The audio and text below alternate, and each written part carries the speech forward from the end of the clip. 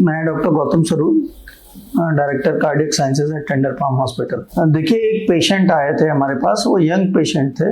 उनकी समस्या ये थी कि उनको यंग एज में, तकरीबन 17 साल की एज में, उनको एक हार्ट डिफेक्ट के लिए ओपन हार्ट सर्जरी कराई गई थी, जिस बीमारी को हम लोग टेट्रोलॉजी ऑफ फैलॉट या शॉर्ट फॉर्म में टॉफ कहते हैं। इस बीमारी में दो प्रॉब्लम्स होती हैं। एक तो हृदय के दो चैम्बर्स के बीच में छेद होता है, और दूसरा उसकी जो पल्मोनरी वैल्व्स होती हैं, जो लंग्स को वाल्व ब्लड लेके जाता है, वहां पे जो वैल्व्स होती हैं उसको पल्मोनरी वैल्व कहते हैं। उस वैल्व या तो वो एब्सेंट होता है या उसमें सिकुड़न होती है। तो ये दोनों चीजें जो होती हैं, वो जन्मजात हृदय रोग होता है।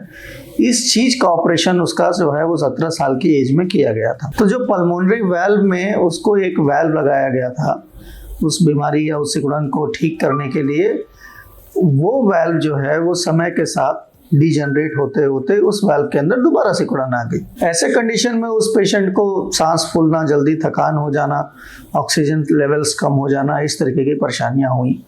उन्होंने इसका फॉलो अप जब किया तो उन्हें पता चला कि जो वाल्व उनको 17 साल पहले लगाया गया था, उस वाल्व में सिकुड़न आ गई है। इस बीमारी को पल्मोनरी स्टेनोसिस कहते हैं। परंतु अब यहाँ पे समस्या ये थी कि अगर ऐसे पेशेंट्स को हम लोग दोबारा ओपन हार्ट सर्जरी करके वाल्व को बदलें तो ये एक हाई रिस्क प्रोसीजर होता है, और वो पेशेंट भी दोबारा ऑपरेशन कराने या इस रिस्क को लेने के लिए मानसिक रूप से तैयार नहीं थे। उन्होंने इसके लिए बहुत सी चीजें सर्च की, और इस दौरान वो हमारे पास आए।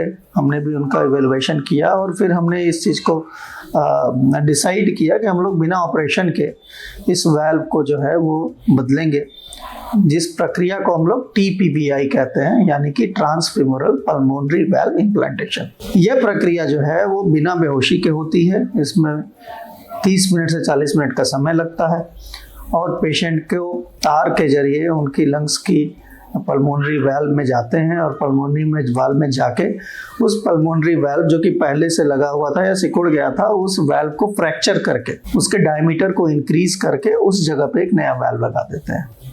तो यह प्रक्रिया एक कॉम्प्लेक्स प्रक्रिया थी, जिसके लिए सबसे पहले हम लोगों ने उस पेशेंट का CT स्कैन कराया और उस वाल्व साइज को मेजर किया। उस वाल्व को किस गुब्बारे से या बैलून से फ्रैक्चर करना है, इसको हम लोगों ने लोकेट किया, और ये सब प्लान करने के बाद एक शॉर्ट एनेस्थीसिया में हम लोगों ने 35 मिनट के अंदर इस पेशेंट का जो है वो पल्मोनिक वाल्व बदल दिया।